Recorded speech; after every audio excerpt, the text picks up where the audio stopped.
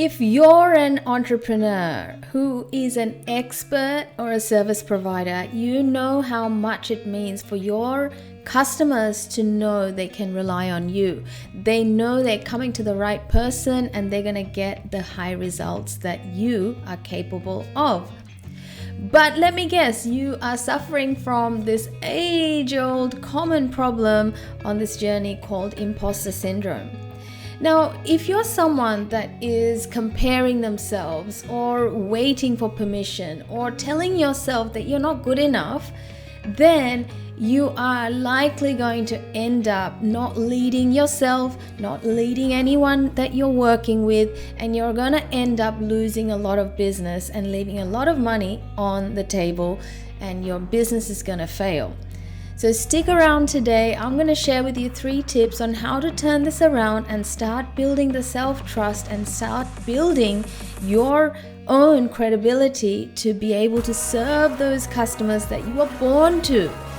Now, I know as an expert who turned an entrepreneur, you believe in what you do. You believe in the message that you have, and you believe in what you have to share with your clients and the people that you're here to serve.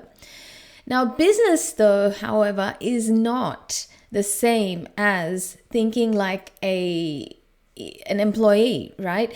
In entrepreneurship, you're here to actually serve people with the attitude that you are going to solve the problem that they've come to you for.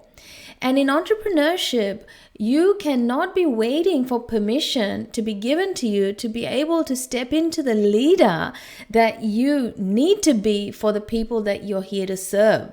Your business is a vehicle through which you are offering the service and the solution that people are here to actually benefit from and change their lives with.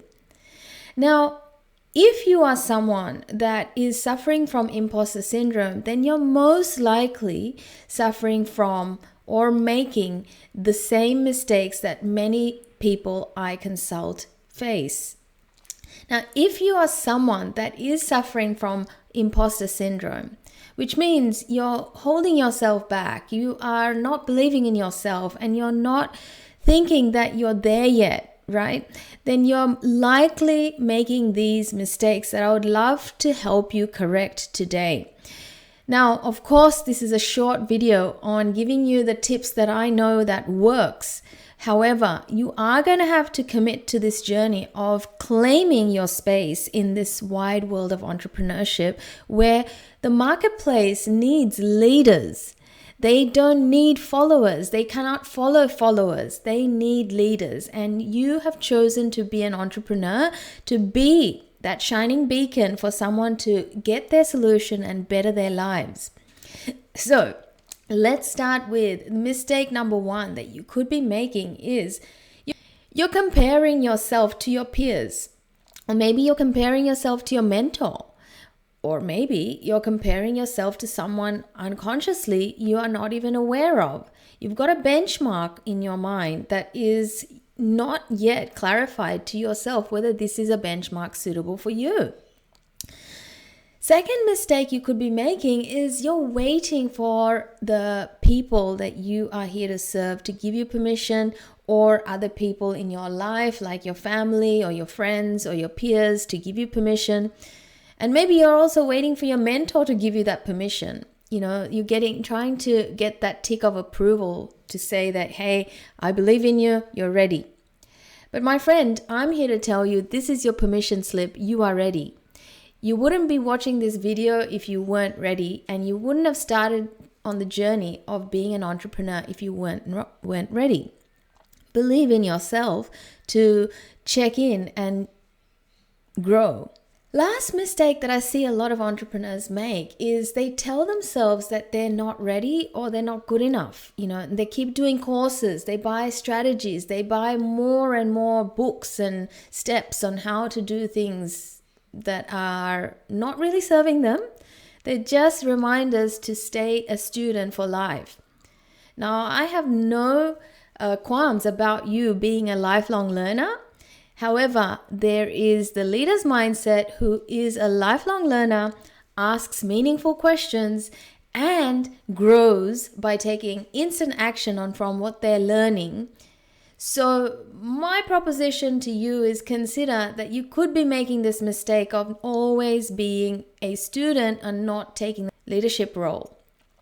So I'd love to propose to you 3 solutions that could be useful for you on this journey of turning imposter syndrome around. Are you ready? Now, there are just 3 tips that I want to use to you, but on this journey of disciplining yourself to become an entrepreneur is a huge leap from being an employee or a student or a mentee, right? It's a different identity.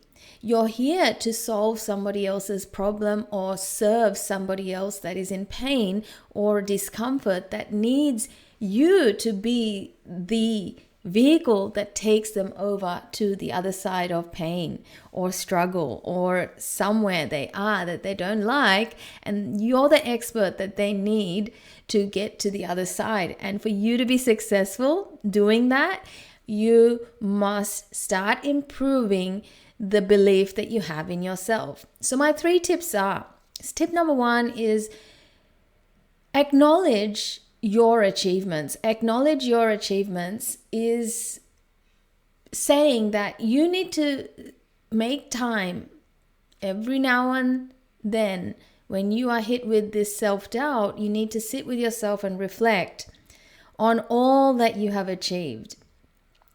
You know, in Australia, we have this thing called tall poppy syndrome.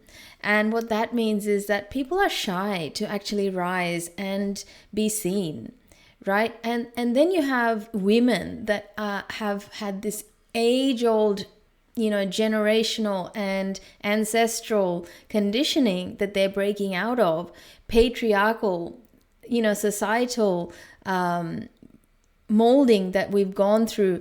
We are growing out of that. So if you're a female expert turned entrepreneur, then I want to share with you that you are experiencing something that a lot of women are experiencing right now, to grow out of being that expert into the entrepreneur that is seen to be able to help the people that they're here to help.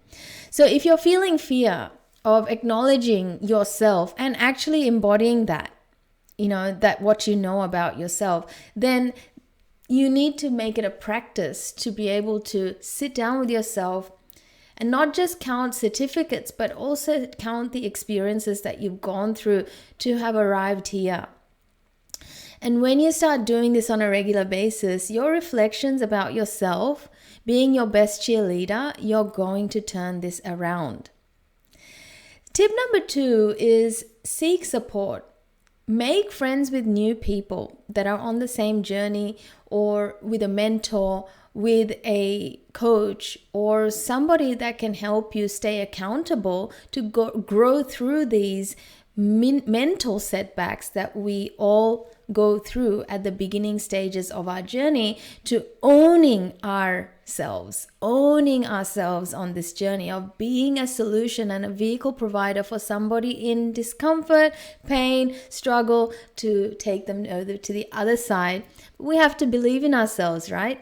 But sometimes it is also really helpful to have others in our lives that will cheerlead us, guide us, and give us helpful advice that is their job to do for us to progress on our journey. You're not meant to figure this out alone. This is not a test whether you know everything or not. If you've jumped into entrepreneurship, even if you've been here as a seasoned entrepreneur who's been making money, you will hit those points on your journey where you'll have no answer for why you are experiencing imposter syndrome. And this is when you need some strategies given by professionals to help you move to the other side of it, where you are believing again in yourself, in your caliber and your mission and your purpose and your vision. So my friend, that's my tip number 2 for you. Tip number 3 is challenge your self-talk. Challenging your negative self-talk means that there is something within you will be challenging you your current level of thinking, and it's clashing with the way you want to show up for your business, for yourself, for your clients, for whoever is counting on you. So what this means is you need to be kinder to yourself in the way you speak. On the other end of it is, why is there negative self-talk? So we have to get curious about, why is it that I am speaking this way to myself? Is the self-doubt drowning your good thoughts as well? Because, as tip number 2 is sit down and do reflection of how great you truly are. Look at all your achievements. Look how far you've come. But then if your negative self-talk is going to rain down these great realizations, then we need to have a strategy in place so that we create a new inner narrative for us to keep this going on a regular basis.